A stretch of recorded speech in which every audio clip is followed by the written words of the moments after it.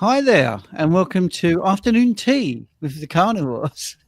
We've got the wonderful Carnivore Muscle, Jonathan Griffiths, and we have Lee Copus, the Kent Carnivore, which is a subset of the UK Carnivore, I suppose. Kent? I was born in Kent, actually.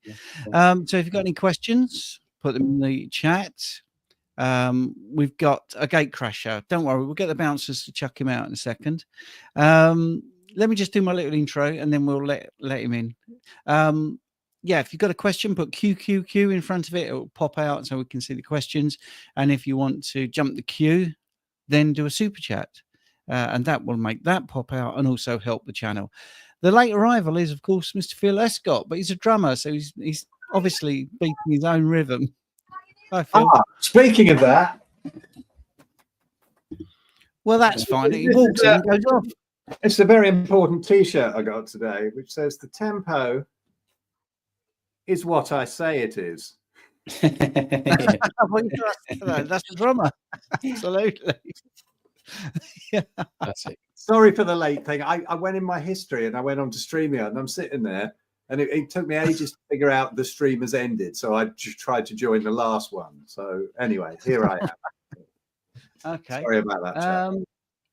That's all right. That's okay. Anyone got any news? For instance, Lee, have you got an update on anything you want to tell us about? No, not really. I was just thinking about that. I don't think I've got anything really to say. I can't say. It's a secret. You've done some blinding videos though. Yeah, and obviously collaborated with Richard, so that's good. They're all ticking over. I think he gained about 1,500 subscribers, which is awesome. That's the idea. Show him off a little bit because he's got some great knowledge, obviously. So that's about it, really. Yeah. Cool. Yeah. Jonathan? Yeah, so I've got a tear through my left deltoid, a hematoma, which is 5 centimeters. I've had a bone scan a while ago. I'm waiting for results on that. Health's okay. I've got the best blood markers I've ever had, but feel one of the worst I've ever felt in my life, which just goes exactly to show why you can't rely on blood markers. But on the note of what you just asked about, yeah, so my kidney markers, or at least my EGFR, has actually increased again. So I'm actually in an even better state than what I was the last time I mentioned. So I took my EGFR from something like 54 to 92 within a space of about 4 months. That's without any dietary intervention, but adding in some supplements. So that's the cause. It's causal, basically. And you would have thought, post bodybuilding competition, you put your body through hell, get very lean, all that sort of stuff. That all these things would be but worse, but they weren't. They're actually better. So it goes to show getting your body fat in check. I was never fat anyway. I was below 12% body fat anyway. But getting it lower, detoxing the body a little bit, I think has a profound effect. So I'm quite surprised by that. But how about you, Phil? Any news on your end? Just this amazing week that we had in Spain, really. It was astonishingly good, and I wish you could have all been there, chaps. Just marvelous. I mean, I've got no words about how incredible the place was. Nobody wanted to go home. Speakers are all coming back next year.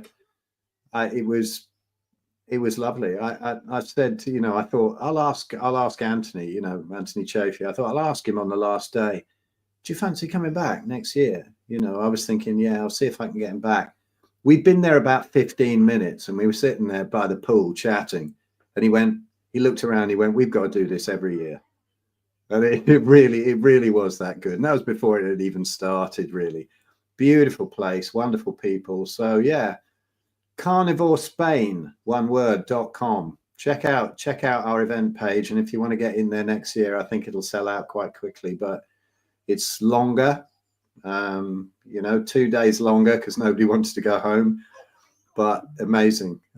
Oh, and I got interviewed by the Daily Mail today by this wonderful lady. Actually, she was hilarious, called Amanda Goff, Goff. If you Google her, she's a real character, ex-escort, and she wanted to do an article on carnivore diet and better boners. So am I allowed to say that on this one? What the hell, if Daily Mail can say it, we can say it, eh? But it sounds like it might actually be quite positive. She was cool. So You never know. An article in the Daily Mail on the Viagra diet, apparently. So let's see what that does to boost up carnivore. Funny how these come up, isn't it? You know, I would trust a mainstream journalist as much as I trust, well, you, Phil. No, she actually seems pretty cool. It depends what she can get past them. You know, she says she's going to send it to me before she puts it out there. But she was a lot of fun. We were on for about an hour and a half, and she was very cool. She's definitely not your average mainstream journalist, but I know exactly what you mean. Let's see how it turns out, eh? Yes. Well, I've been the victim of two misrepresentations in the national press many, many, many years ago when I was a bit of a poser. Completely and utterly lied about. One thing was very funny was my girlfriend was a pastry girl. For those in America that don't know, that was somebody that was in a national newspaper, and on page 3 there would be a picture of them scantily clad, I suppose is the best way to put it. And we went to Stringfellows, and she was one of those that was a little bit connected. And she was connected, and she knew Rod Stewart. And we walked out of Stringfellows, the three of us, and the next day in the paper there was a picture of Rod Stewart with his new girlfriend. And I was completely cut out of the photo. So that was quite a funny, rude awakening to it. And one other story, which I won't actually get into because that's how I met her, and that actually got into the press as well. But anyway, right, we got some questions, and we've got some nice people here, but we've got no super chats yet. Don't forget you can super chat. But let's get this first question from Carol Millington, which always makes me laugh when I see that surname, because wasn't that Spike Milligan? He used to call himself Spile Millington or something, that well-known spelling error. Anyway, Carol said, just got a glucose monitor. My result was 4.1, which was 90 minutes after a meal. Should it be this low? Yeah, won't worry about it. I'm doing this 2-week continual glucose monitor experiment now. Here I am at 4.4. which I know is a little bit higher, but 4.1 for the people that talk in milligrams per deciliter is about 74 milligrams per deciliter. And where I am at the moment is 79. We're talking, minuscule amounts of sugar in between those two there. So yeah, 4.1 is pretty good. Be interesting if it's new. Also, don't forget it's got to calibrate and get used to you, and you can always double check as well if you've got a glucose monitor with a finger prick thing that you do.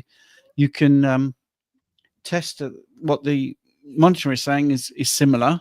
It won't be the same, by the way, because of the way it measures the blood glucose, because the continual glucose monitor is not measuring blood glucose.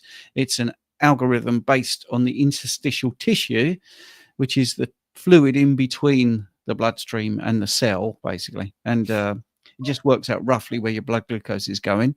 So it's not going to be bang on, the reason I say that is because you shouldn't really worry about these very small margins. 4.1, 4.4, 4.9. There's not much in it, really. I mean, I think the American numbers are better, as in when you get to the diabetic threshold, instead of being 7, it's 126. It just sounds worse. And you're pre-diabetic at 100 rather than 5.6. So, I actually prefer the milligrams per deciliter. I think it does get the point across what's going on. But yeah, the difference between 74 and say 79, where I am, it's not much. And it's National Diabetes Day on Thursday. For those that are interested, I'm doing a live. I'm going to do a 2-part live and go through my 2 weeks of the continual glucose monitor. I don't think it's a spoiler alert, because I did the live test with the banana, and that spiked my blood glucose like you would not believe. And we did that one live, just one banana. But I will also be talking about things that are wrong with the continual glucose monitor, or basically the feedback that they give you. So even though one of the foods spiked my blood glucose the worst, right, it is in the mainstream narrative as one of the best things to eat. So this week going forward, it's still recommended I eat it, even though it spiked it worse than anything else. Right. So why is that? It's because it's not looking at the numbers really with a critical eye. It's doing a sort of fudge of the mainstream recommendations about food. But so you need to take the numbers and then do your own research. And if something spikes, I hate the word spike, but elevates your blood glucose and it takes a long time to fall, you can look at that and think, well, I wonder what's happening there. You can also look at it where it elevates quite quickly and drops quite quickly. So anyway, I'm boring the guys here. If anyone else wants to step in, or we'll go to the next question, it's up to you. Yeah, I'd say 4.1 was low, if anything. Of course, if we look at the digestive capacity, digestive rate of the stomach, you're looking at a meal, if you eat, say, 12 o'clock midday, you're looking at maybe 30 to 60 minutes afterwards that actually leaves the stomach, then begins to go through the intestines and goes through the bloodstream. I'll be more keen to know what it's like about 2 hours after the meal and 3 hours after the meal. And you mentioned a good point as well about the spike versus the area under the curve, that sort of thing. And it may have been if you tested this, Carol, half an hour after after having the food, it might have been like 9. You don't know. You wouldn't have known because you haven't done the test. But if you've got healthy pancreas, the body's doing its job secreting the amount of insulin relevant to the amount of glucose that you're taking into the bloodstream, then your body's going to do exactly what it needs to do, and it sounds like it probably is. If you're concerned about it, I'd look at your subjective markers, how you feel, if you're irritable, if you're cold sweat. Most people won't typically experience that until they're below about 3. In my experience, I've had mine as low as about 1.82 before, and that was horrendous. So if it was too low, you would know it's too low. Your body would tell you really, really concrete, obvious subjective markers like that. What else is there to say about it, really? Yeah, I mean, don't go looking for problems that don't exist. If you feel fine, your blood's doing what's meant to do, and it is, it's within range. It's not 20 and it's not 2. I don't see an issue personally, but does anyone else have any other sort of contributing thoughts? No, we'll move on to the next question then, which is cool. Rian, I guess that's how you pronounce that. Hi, I have been eating OMAD. For those that don't know, if they're new to this, that's 1 meal a day for most of my adult life due to my work. I converted to carnivore in 2022 and lost about 25 kilograms, which I'm assuming you wanted to lose that because you haven't put that was too much. Then it all stopped for more than a year now. I'm currently I'm currently 109 kilograms, still OMAD, 53 years old, and definitely a male. Any suggestions? So I'm assuming you want to lose weight. Yeah. First question: are you still eating dairy?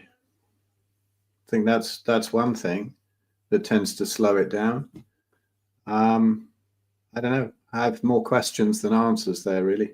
Anybody got anything else? What are the questions? What are the questions, Phil? Well, but how much he's eating, exactly what he's eating, how much fat to protein ratio, how his light environment is, all that kind of thing, really, that you have to look at. But one of the main things straight away for me is dairy. I know I stay a lot leaner without dairy than I do with it. So even a little bit. So, And I suppose, well, how much weight do you want to look like? How much fat do you want to lose? Are you looking good? Are you feeling good? I don't know. You said you've lost 25 kilograms, but now it's stopped. Is that, maybe it's a good thing that it stopped? I don't know. There's going to be a reason, isn't there? Yeah, I mean, usually it stops like that after that long. I mean, your body's probably quite happy. It's probably sitting where it wants to sit, unless you feel like it's not, and you know that it's not, and then there's obviously something else going on. It could be that you're not even eating enough fat, but I'm sure that you probably are. If you've been, how long now? 2022. You're eating properly, I'm sure. But yeah, I think. Sorry, I'm still trying to answer this question. I've tried 4 times now. Sorry. 4 times, guys. Go on. Yeah, like Phil said, we need to know what you're eating. I've honestly had so many people approach me before in the past saying, I'm stuck, I'm on OMAD, intermittent fasting, an hour of cardio a day, an hour of weights every day, I'm barely eating anything. You ask how much they're eating. Oh, I just do a kilo of meat per day. That could be too much. If I imagine it's a female, Rian, is over fat at 109 kilograms, but her actual ideal body mass. Definitely a male, Jonathan, he says. Okay. If their ideal mass is say 50 kilos and they're 59 kilos above, but they're eating for a 109 kilo man, not a 50 kilogram man, then there's your problem. No, not many people that are watching this right now should be eating a kilo of meat per day, if I'm honest. Very, very, very, very, very few people. I personally have like consultation and coaching clients.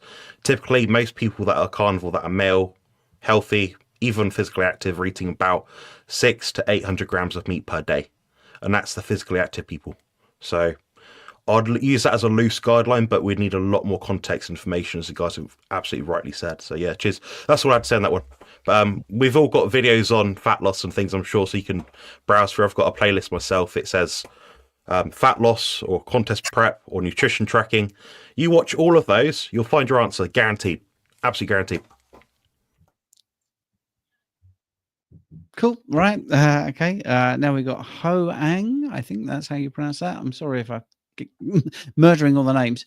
After 6 months on carnivore, I've noticed that I no longer like chicken. Why is this? Are my tastes changing? Is it because chicken is leaner than red meat? Yeah, I don't really enjoy chicken as much now. And actually, if I eat too much of it, when I say too much, it only takes maybe like 3 or 4 legs or drumsticks or something like that. I almost get sort of symptoms of similarly to if I was to consume seed oils. I feel it in my chest. I feel like a repeating sensation. It's obviously the omega-6 to 3 ratio, perhaps. Yeah, not the right fat, not the right type of food. Not for me anyway. Half the time they're not eating the right stuff. So yeah, I certainly went off it. And sometimes I'll crave it, but I know I'm not supposed to eat it. I know that my body's kind of, I don't know, conflating 2 different things, perhaps. If I overeat chicken, I don't feel right. I don't feel the same on pork. Pork's fine, as long as it's high quality. So, yeah. It's funny, isn't it? Because pork's worse for me. Lee, when you crave chicken, when you really crave it and you eat it, does it have less effect than when you don't crave it but just eat it because it's there? Because I get that. There's something in it that I seem to crave occasionally, but very occasionally. I think a couple of times I've just craved it and thought, oh, look, how many wings do you want? I'm like 10. Or how many legs? Oh, I'll have 4 of them. And you stick them all in and they're all crisped up and it tastes amazing. You sort of chowing down on it. An hour and a half passes and I'm like, yeah, chicken isn't really working for me. It's one of those types of things. But yeah, I just get carried away. I'm a bit obsessive with things. So yeah, carnivore suits me because I can just jump all in. It's interesting because, like when I watch my son, if I give him chicken, he'll eat a hell of a lot. If I give him beef, he'll eat a sort of medium amount. And then sometimes he'll say, oh, you're cooking some liver. Can I have some? And he'll eat a bowl of it or a plate of it or whatever. And then you say, do you want some more? And tomorrow, the next day, and he goes, oh, no. Yeah. No, and it's only a little bit he'll eat. And then, although he craves it, and you can see it in kids because they're not intellectualizing about this. Yeah. And the chicken thing is interesting because, he'll eat a ton of it and then wants more and more. And it's almost like the body is hunting for nutrition because there isn't so much in chicken. Yeah, I even see it with the cat. If I give him really lean beef, he'll eat a little bit of it, if a medium amount or whatever. If I give him liver, he'll eat a small amount, but he loves it. If I give him chicken or turkey, he'll eat a hell of a lot.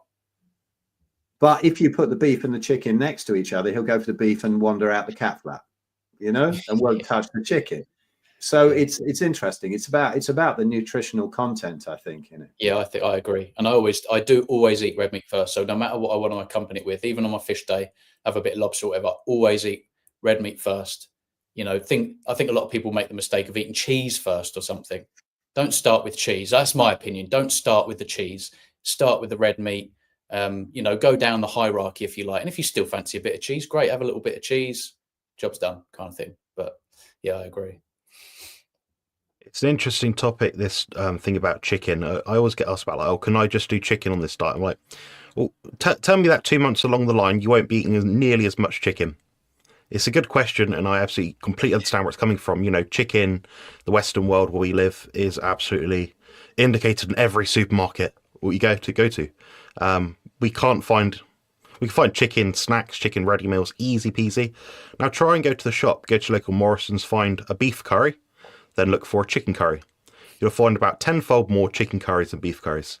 It's part of it is the cultural aspect of it, and I think that's a minor, but also what what Phil certainly said. The thing about chicken is it does actually have, with the exception of 1 or 2 being, I believe, zinc and iron, it does actually have more minerals in it per 100 grams than beef. So if you're someone that is needing or requiring more iron or more B12 or zinc for repair, you go to the gym, it's going to have the creatine in it. It's your body saying, okay, this has a nutritional profile that is absolutely perfectly aligned with what I'm trying to achieve. And Lee also touched on a good point, and I can't stress that enough. Do not have the hyperpalatable foods first if your goal is body composition. Now, when it comes to Christmas Day, which is coming in about a month and a half or so, I'm going to be eating all the cheese first. I'm not trying to be perfect. I'm going to do that for the hedonism, the enjoyment factor. But yeah, I think that chicken tends to be leaner, less nutritious overall for a lot of people, less similar to human meat, in my opinion. Not that I've tried it, but to what I've extrapolated from looking at the amino acid composition of a human being, muscle tissue, versus a cow, versus chicken, poultry. Yeah, it's much more similar. So I think eating more similar to what we try to achieve through the diet is key. And no, eating eyeballs is not going to grow back a set of eyeballs if you're blind. It's not going to work that way, guys. But it may help with some sort of antioxidant capacity in some kind of way like that. But yeah, that's my 2 cents on the chicken. Yeah, and I think it's can just be your tastes are changing as well. I mean, I used to like chicken, now I don't, because I'm comparing it to a ribeye or lamb, and I just find those two things more tasty. So sometimes it's as simple as that. I agree with all the guys. There's lots of science to it as well, but in the end, if we take a step back, you might just not like it anymore because you like other things better that you haven't been eating. So anyway, right. Here we go. Labs show my hate it when people say bun. You should be blood urea nitrogen, but that's what everyone says. My bun is 27 and my bun creatinine ratio 32 is elevated after a year on carnivore. Also, sodium is low at 134. Well, yeah, I'll get into that in a second, which I don't understand as I consume plenty of thoughts. Oh, like that, thoughts. A bit Rick Mayally sort of poet in there. Right. 134 can just simply be that day you was a little bit dehydrated. Because the range is 135. I mean, it's not 135 to 145. So I mean that would not worry me. The blood urea nitrogen goes up on Carnivore. It's well known. I cover it in my book, which incidentally the second edition is out now in paperback and hardback. We have 135 more pages and a lot more. Because you produce more urea and you produce more creatinine, because there's more protein metabolism going on, therefore more waste. What actually matters, as Jonathan alluded to earlier, is the actual filtration rate of the kidneys. The EGFR, the little e stands for estimated. So even if you pass it on the EGFR, I'm not even worried about it. But if you see EGFR fall a little bit, I would get a cystatin C test, and that can make a huge difference. The last person that was a bit worried about it, they were still all right. They was at 68. They want you to be over 60. They be in the mainstream medicine community. So it was 68. When they did the cystatin C, it was 112. Right. So it can be vastly different when you take out calculations and algorithms. I'm not overly worried about any of those numbers. Of course, I'm not a doctor. I'm just here giving you some information which you can research. You could buy my book and read all about it. I put it in print with lots and lots of references, but it isn't concerning for me. There's other reasons. If you want actual reasons, there's things with kidneys. There's 3 things it can be. It can be before it gets to the kidney. I don't want to get all sciencey like Rich, but perfusion basically. It can be in the kidney or can be going out of the kidney. So there's 3 areas to look at when you've got something like this. If you are worried about salts, which I don't think you need to be, you would look at that first. Is the blood getting to the kidney? And that could be, there's many factors to that as well. So from those numbers, if you were my client, I wouldn't be overly worried. If they were my numbers, I wouldn't be overly worried.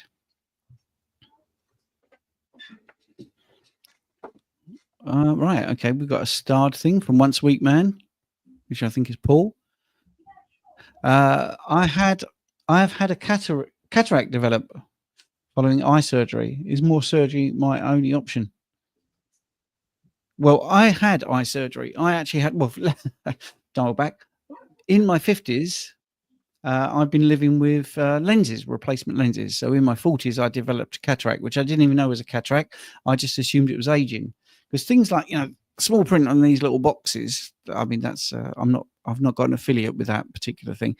I couldn't read. I just thought, well, okay, that's just getting old. And then my wife was interested in getting a lens replacement because she was having big problems with her eye. And I just talked to the surgeon and said, oh, this sounds really great. Can I do this?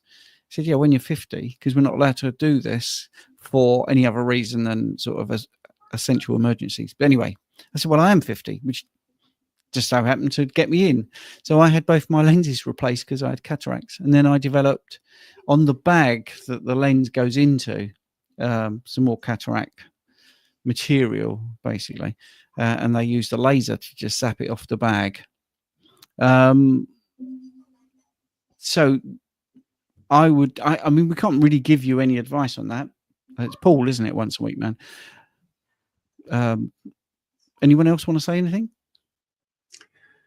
I'm not an eye specialist. Sorry, I'd leave it with the guys. Yeah, I have heard, and I've seen results in one person that castor oil eye drops can really help with cataracts. However, I don't know. I mean, lenses, it depends what they're made of and stuff, and how much light they let through. I'd be worried about getting lens replacements. I think that I messed myself about for wearing contact lenses for 30 years and quite often shades over the top of them. And, if you listen to people like Jack Cruz, that this can, ruin the type of light that gets in your eye permanently. But I've also had them lasered, which apparently can be very dangerous too. If I'd have known about that back in 2006 when I had it done, lasered for myopia, short-sightedness, I wouldn't have done it, but I think I've got away with it. So I've now got excellent sight and a few floaters, which suggest that it might have changed the shape of the eye and it's ripping things here and there, but hopefully I won't get a retinal detachment, which can be a problem after that. But as far as it depends on what type of surgery they want to do, mate. I don't know. I think if you can have something lasered off, if it's something like if it's something like Stephen had, then I don't think there's any problem in that. But I would think twice about getting lens replacement with what I know now. Maybe try the castor oil drops. Don't just put castor oil in. Look at the ones.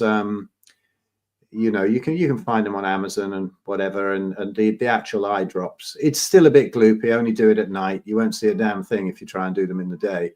It's very gloopy. So just put it in at night, and there you go. See what happens. It's only a few quid, and it's worth it because it's not invasive and won't do any harm. But worth a go, I'd say.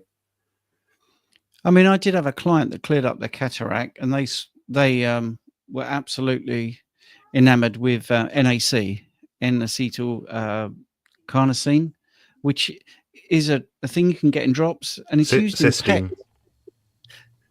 Sorry? N-acetylcysteine. No, N-acetyl carnosine. But anyway, okay. It's in pet eye drops, and they get cloudy eyes, and when you drop it in their eyes, dogs' eyes are very easy to see when they start to clear up. And also, I think now I've said cloudy eyes in dogs, I think people have seen that.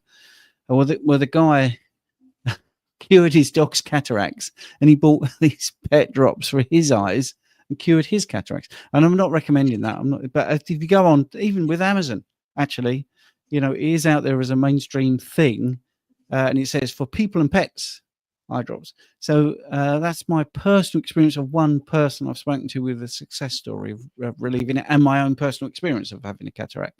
So hopefully that's a little bit to think about, Paul. And I hope you got my email this morning, because I looked at your bloods for you. I was waiting for Lee to chime in, but it's okay. But because it's something. Yeah, I've got nothing to add to that, to be honest with you. Well, you should. I mean, if you clean windows, mate. I mean, it's very similar, isn't it? Just get It's true, yeah. Just get a good squeegee, little squeegee like this. Yeah. like that. And this is from Brad. Hi, Ken. Just wanted to drop in and say I appreciate and really enjoy your videos. Keep up the good work, brother. Thanks for watching, man. Yeah. I'm just going to correct this person. We are all one. That's 32 milligrams per deciliter and 134 millimoles per liter. That's going to be the wrong way around, and that's not right. I don't know what you're talking about. Sorry. Right. Stephen, I got a funny story to tell just quickly. Oh, go on, please do. My blood test came through the other day, and my testosterone levels were apparently 6,000 whatever per deciliter. I was like, that's very high. That's a lot of injections, guys. That's a lot of injections. Not much space in your body to put all that oil, if I'm honest. Never mind. I sent it to my bodybuilding coach. He's not a blood specialist. He's bodybuilding coach, and he pointed out I got the conversion wrong. So I thought my test levels were like 10 times above what they would be, but they're actually about 600-700. So there we go. But be so careful for units, guys. If you're looking at it, make sure NG and MG look so similar when you're on that screen on your phone. You type your numbers in, doing your blood work. So easy. I make that mistake. So there we go. Yes. Right. Next question. Let's have a look. Sorry, I've been listening to everybody rather than doing my job as a host here. So, right, I'll answer this one. Once a week man, has Coach Stephen tried a milk with the glucose monitor? No, I will if you want. There you go. No cravings. Says Hoang, no cravings, no desire to eat anything but meat and eggs. Well, you're in the right diet then. Yeah. That's pretty good. Let's have a look at this. My cholesterol levels are being on Carnivore for a year are insane. 436 total, 297 triglycerides, 63 HDL, 305 LDL, 68 VLDL. Yeah, you need that. I mean, are they the right numbers? I would want to see those bloods, to be honest. That is high. I'd be interested to see that. Are you quite lean as well? But the blood pressure is good. Right. Let's go to this. Rick. Hello, Rick. I find it hard to believe that the carnivore diet would give anyone a heart attack on its own. Yeah. So do I. I find that very hard to believe. Yeah. Right? Okay. Agreed. You know, having a panel, it's not so I can all look at your face. You can add things if you want. No, it's Right. interesting when people say it's like that woman recently who's been posted all over the place, right? Saying I had a stroke on Carnivore. I know what you're talking about. Yeah. You know, when you look at that, it's obvious. I mean, that something else had gone on, and you know, whatever they'd introduced into people's arms over the past 4 years were probably the culprit for that. But you know, not even a vegan diet is going to hurt you to that extent within a short time. It takes decades to build up into these issues, and if you're on the verge of a heart attack, I don't suppose going carnivore for a couple of months or whatever is going to offset that. It will eventually, but you know, it's not a magic bullet. It's not, you know, meat is not some kind of magic bullet. It's almost is though. Can still go wrong afterwards, huh? It almost is though. Yeah. You know, give it time. It definitely can be, but there can be things that can happen in the meantime. You know, sure. I mean, when I first went keto, I got kidney stones. I thought, oh my God, it's the meat, but of course it wasn't. It was my spinach smoothies for 6 months beforehand. So, you know, it takes a while to get that confidence with all the brainwashing against meat. But it's not going to. Yeah, I know the story. So they do. You can get flares of gout. You can get flares of all sorts of things because it exposes the damage you've done. When you take that stuff out, certain things that the body can get rid of, that will flag up. And you go, oh, I'm getting this horrible pain. Oh, this isn't working for me. Like 1 week in or 2 weeks in. That's obviously not the case. You know, I mean, in a wild setting, you have to eat meat. You will not survive if you don't eat meat or eggs or fish. You know, and this stuff is high in all this similar nutrition, basically. So that it's nourishment. Nourishment doesn't kill people. Yeah. And I know the video you mean, Phil, now. And yes, that guy had pre-existing heart conditions. That was the other thing. So it wasn't like out of the blue, because he's been online and talked about the fact that he had pre-existing conditions. So So put that in your pipe and smoke it. So, right, Jason is saying, did you see Dr. Eric Westman review Kent's interview about his ostomy bag? It was largely positive. So, firstly, Lee, as you were the person in it or being reacted to, what did you think of it? Yeah, I mean, it was largely positive. I mean, to be fair, it's a YouTube thumbnail. I mean, I do believe that there is some level of truth to it, as in I can prove it. It's one argument, obviously. He basically doesn't think it's proof, and I don't disagree with him really in many ways. It's not necessarily proof, but he didn't disagree with my physiology facts, you know, gut health, what happens, the process of fiber, if we don't have fiber and we have ketones, etc. So he agreed with the things that I'm, you know, that he should agree on if I'm going to say those things. You have to be sensational to a point on YouTube without being too clickbaity. I don't like to mislead people. I'm definitely not lying about anything. But yeah, no, that's the second time he's reviewed a video. I think the first one was probably a little bit more positive overall, but really he didn't disagree with anything other than the fact that he's not persuaded that it's proof, and I don't disagree with him really on that. So yeah. Anyone else? I'm guessing no. Right, I'm doing my job now. I'm actually putting things, starring things as well. So Charmaine, are there any tips and tricks to help gain weight on carnivore? I've always been slim, but since going carnivore, I've lost a few pounds. I'm 5'6" and 118 pounds. Should I bring in carbs? The talk in Spain I gave, I did a big section on this business about going through the emaciation phase. Now, it doesn't sound like emaciation there, Charmaine, but I was more in the context of autoimmune conditions when you're really severely inflamed and can get very, very skinny. And, you know, Natasha Campbell-McBride's covered this, Shafir Clemens has covered this, and you can get very skinny. It's happened to me twice, really skinny. I'm still skinnier than I'd like. And, you know, now, do I think I'm going to bring in carbs? No, I think I'm going to train more. Because, you know, the only way really to put on some healthy weight when you're carnivore is to go and lift some heavy stuff. Because, and, you know, you can add a load of dairy, you can add a load of carbs, and you can put a load of fat on again. But I wouldn't be thinking about adding weight. I'd be thinking about adding muscle mass and bone density and, you know, getting the body composition right. You will definitely lose fat. Let's not say losing a few pounds of weight or whatever. It's fat that you lose really on carnivore, as long as you're eating enough, and your bone density and muscle mass will stay constant while you're eating it. I mean, when I got past that emaciation phase last time, I've put on 20 pounds since then without any training at all. And so the body does stabilize in time, but if you want to put on weight, don't bring in carbs. I think that's no need at all. You'll put on the wrong weight. Lift some heavy stuff and eat a bit more meat and fat. Oh wow, we've got our first troll comment. There we go. Took 40 minutes. There we go. Let's just totally ignore the person in the chat who said that. Let's totally we're all sitting down. I was doing that. Right. I suffered in terrible pain, fatigue, depression, and memory loss for almost 20 years. Eventually diagnosed with fibromyalgia. I found carnivore, and I'm on day 12. BBBE diet. That's beef, bacon, butter, and eggs. And almost all symptoms have gone. Yeah. Nice one. Good. Very good. Nice. Great. MJ. Hi, MJ. Thoughts on training one body part per day? This is possibly Jonathan. I try and hit each twice a week. Yeah, that works. I mean, what it comes down to isn't, do one set of this many times per week.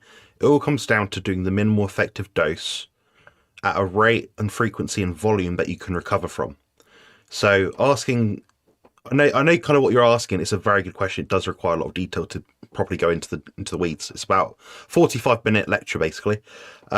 Basically, what you need to do to get stronger or gain more muscle, whatever your goal is. Okay, we'll leave it at that. Don't change it. Now, if you enjoy training, it's on like to go to the gym every day or do something in the gym to keep active.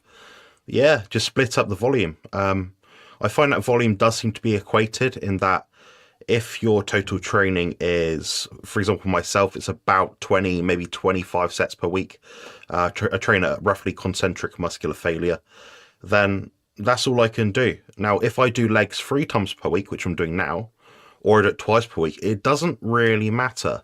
You've just got to try and work out which one of the 2 levels of frequency is appropriate for you. Then adjust your volume after you've adjusted your intensity level. Ideally, you train as intensely as possible to maximize the benefit whilst reducing the wear and tear and strain your joints. So myself and Phil were quite big proponents of high intensity style training, slow controlled movements, big powerful movements which involve lots of major muscle groups, and that's essentially it. So it's an experimental thing. It's not a case of what can we prescribe to you to do. If I prescribed my brother's workout, which I'd say is mid-level volume, to myself, I'd be in a wheelchair, I'd be in a hospital. Now, Lee, I'm sure if I got Lee to go to the gym with me, after a few weeks of getting used to it, learning movements, he'd be able to do more sets than me. No doubt whatsoever in my mind. His recovery is probably better than mine for resistance training. Potentially, maybe, I don't know. But it'd be a different case of Phil, different case of Stephen. So you got to find out where you lie on that recovery spectrum. And it is so individual. There's no absolutes in bodybuilding. There's no rules in bodybuilding either. If you want to do 1 set per, so, say for example, you've got massive quads. You're a lady, for example, and you've got massive thighs. You might benefit from doing 1 set of, I don't know, bodyweight squats every 3 weeks. I know bodybuilders that train legs once every 3 weeks. It takes about 3 weeks of total detraining the body, and then 0 resistance training, to actually start to lose muscle tissue anyway. So, do you see how broad of an answer it is? But hopefully that gives you some insights into what you actually need to do in the gym and how much intensity, volume, and frequency you might have to apply. That's brilliant. Sorry, I was wondering if anyone else was going to chime in there. And we got Lilith here. Thank you very much for the super chat, £5. Every little helps, guys. Every little helps. Any ideas on how to fix depression and anxiety? Carnivore 4 years, BBB. BE mainly, but I have some fish and lamb. Do I need to supplement calcium? Don't supplement calcium. I wouldn't. In my opinion, I think if you've been doing carnivore for that long, make sure you're eating enough fat. I'm sure you probably are by now. I would encourage you sort of increase these other lifestyle hacks. You know, get up with the sunrise. Find yourself some kind of activity that you can do outside and be productive. You know, I think just sitting around at home in a box is the worst place to be if you've got depression. I think you need to do things that are hard, challenge yourself, solve problems, get up early, go to bed early.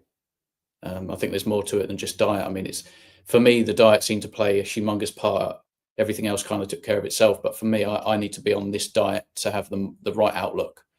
I didn't have the strength to kind of pick myself up and do what I could have told other people to do. You know, the advice that I would have given myself, it would have been hard for me to take that advice if I was still eating a load of carbs. My problem seemed to be mostly fixed by changing my diet.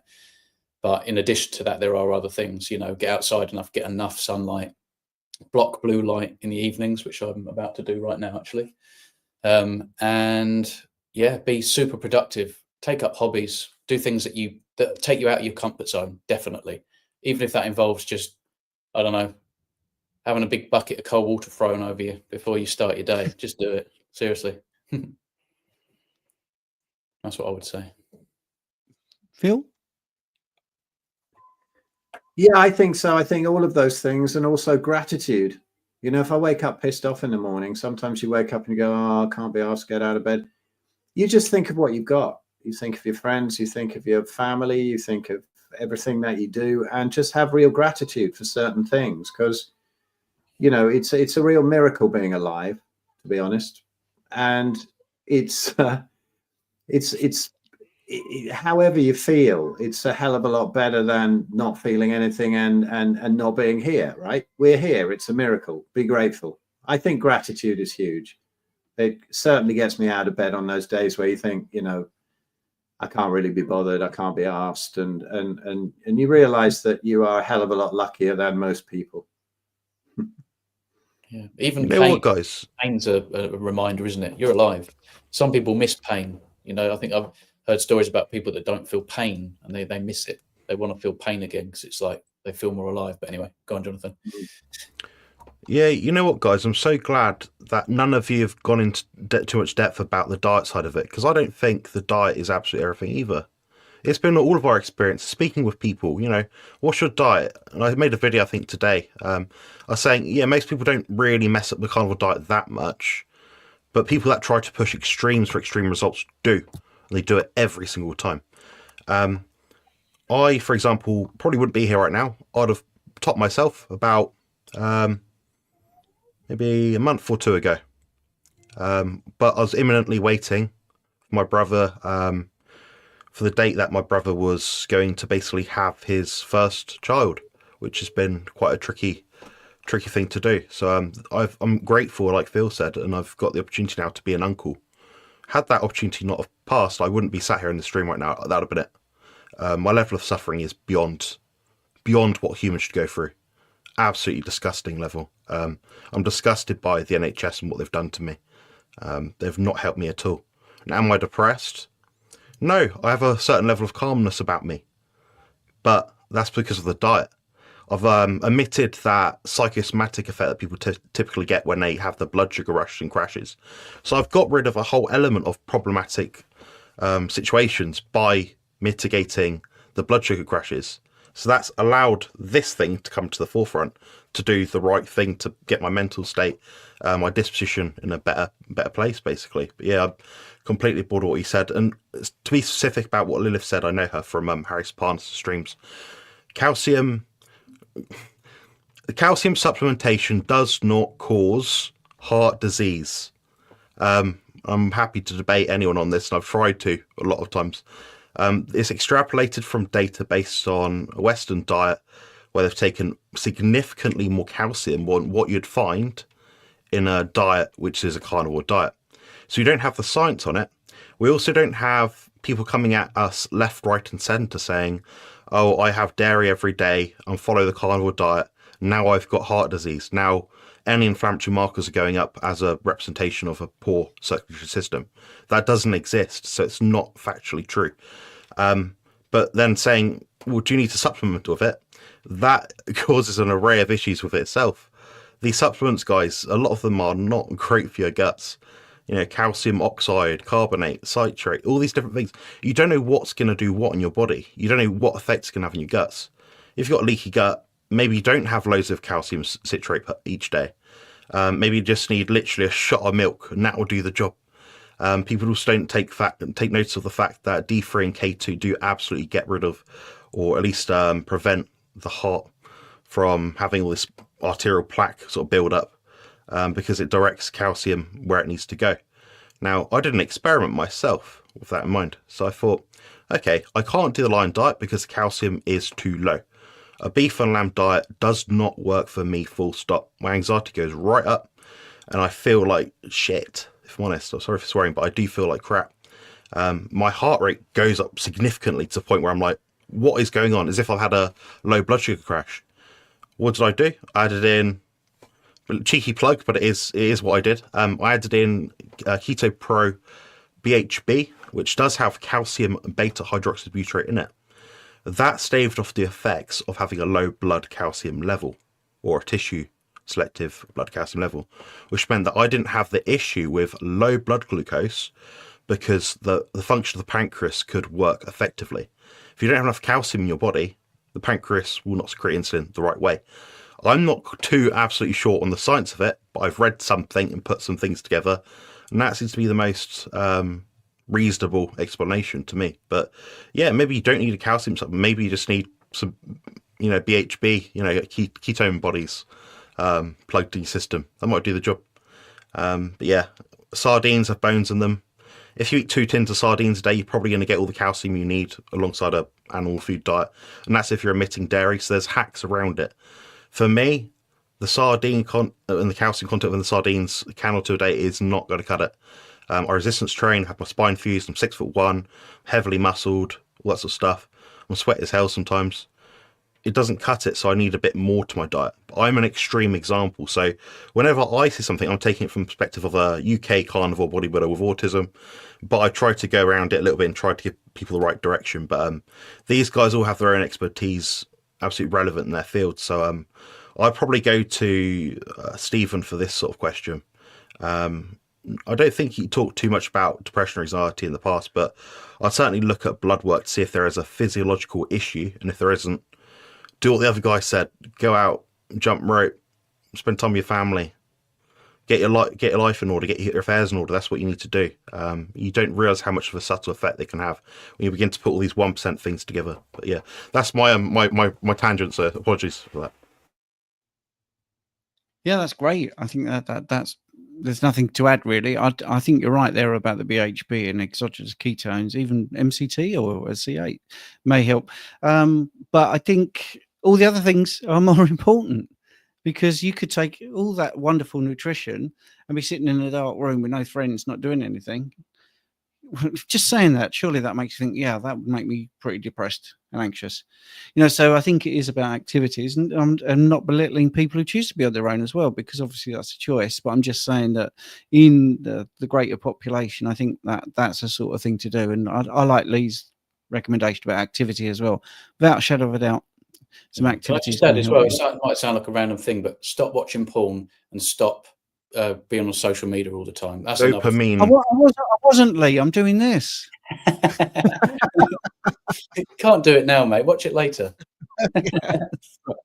But yeah, that's big. I think that's huge, in my opinion. Stop all that. Yeah, that's right. Sorry, that is a reference to a very bad joke, where a bloke goes to the doctor and the doctor says, well, one thing I would say is you do need to stop masturbating. And the bloke goes, well, why is that? He said, because I'm trying to examine you. So, Andrew made a good point. Sorry, I don't mean to interrupt. Andrew, you made a good point about the red light therapy. I would say that's been a massive biohack for myself, for me, and quite a few people I've spoken to. So that's something you could look at. My one costs about £70. I use it 2 to 3 times per day, 20, 30 minutes. I do feel instantly calmer, or at least within minutes of being under it. So that's something to look at as well. You notice this gentleman and me both have red lights on right now. So there we go. Yeah, I'm letting the team down. Right, so let's get into the next question then. I'm just going to jump the very sort of general questions and try and get into things like this. We'll get this out of the way and we'll get into more specific ones. Would you say that 700 grams of pork belly, 500 grams of beef mince and 4 eggs is too much to eat? Depends how big. That's exactly what I find everyone's on. About half a kilo to 700 grams of meat with about 4 eggs. That's what everyone I speak to is doing. Largely speak, like 95% people I know. Right. Sorry, I brought the tone of the show down. Right. Here's a nice simple one for us. Maybe we can end around this. What is your favorite carnivore meal, guys? Mine is those really nice fatty beef short ribs, I think. Just done slowly in the oven. They are just amazing. If you get some good ones, that's my favorite. Or fatty lamb. That's me. I think I would say T-bone barbecued with some lobster and butter. That's probably my favorite. Oh, yes. That sounds good. Yeah. For me, it's going to be beef brisket with a shed load of cheese in it. And I'm talking like cheddar, parmesan, double Gloucester, red Leicester, mozzarella, cream cheese, the lot, all of them. A bit of salt as well, just to really up that sodium game. But yeah, beef brisket and cheese. That's me. I got to say that'd probably be my favorite too if I could take dairy, but I can't. But yeah, that would be amazing. Yeah, I like Jonathan's answer. He should reframe that as cheese with a little bit of meat. But yeah, and I like top of the leg of lamb. I think that's the nicest cut I have. I do think that's the juiciest thing. Just stuck in oven and roasted. That's it. I like all the other stuff, by the way, that everyone said, but that is the thing that does it for me. Right. So we've got 5 minutes. If you guys have seen anything you want to address, can you do that now? Because there haven't been that many actual sort of questions. Lots of comments and statements. But There's one about water and fluoride, but it's not really a question. It's basically saying, MJ said, thinking of changing to Evian spring water, no fluoride, changed from fluoride toothpaste. I'm surprised you can find an Evian without fluoride in it, because they add it to every bottle that I've seen in the supermarket, in the UK at least. And a fluoride, non-fluoride toothpaste, you're looking at Kingfisher brand, which is pretty good. Yeah, I mean, if you're drinking tap water, but then you're having, sorry, if you're having fluoridated toothpaste, but then drinking specialist pure fluoride-free water, you're pissing in the wind. Your toothpaste is going to be a bigger impactor of fluoride, basically. Sorry, my British colloquialisms there, but yeah, make sure you get the toothpaste right. That's for sure. It's insane. I mean, I think there's in America now they've suddenly decided, or certain states, to never put fluoride in anymore.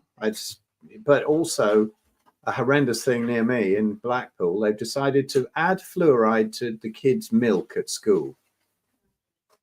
Unbelievable. Anyway, there we go. Not many hypothyroid people out there, apparently.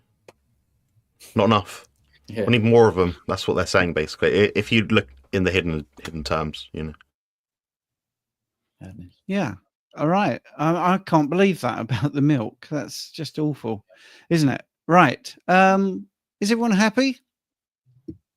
No, I'm depressed. Yeah, good. I think there's one here where I'd like to just have a very quick go at. When I discuss carnivore with others who are vegetarians, they say whatever works for you is good. Is it possible that carnivore doesn't work for all humans? I like Anthony Chaffee's response on this, that if there wasn't an ideal diet for humans, we'd be the only species in nature that was true for. And, you know, I think we can get away with small amounts of plant matter seasonally and locally, and that's absolutely fine. But meat is the only thing that gives you everything you need and none of the anti-nutrients and toxins. So, you know, vegetarians can argue about that all day long. But when people go, oh, well, one size doesn't fit all, you can be sure of one thing. They've never tried carnivore. Yeah. And I think that's a good point. Yeah. If you look at history, if you look at the hominid line, I mean, 3.5 million years ago, we had young Lucy, Australopithecus, you know, and she had amylase, genetics for amylase everywhere because we were eating lots and lots of plants. And then about 350,000 years ago, that was completely flipped on its head, wasn't it? And we started to eat lots of meat, and over that period of time, from 3.5 million to 350,000 years, our brains developed very slowly. The headspace developed very slowly. The way we walked, all the tools, very slow. As soon as we added meat, wow, headspace got bigger. Therefore, brain capacity probably got bigger. I mean, you can't say that categorically because soft tissue doesn't last, but I mean, that would be the reason for that. Our digestive system changed. The tool use changed. It all started happening once we started eating meat. And again, with stable isotope testing, we can prove that as well.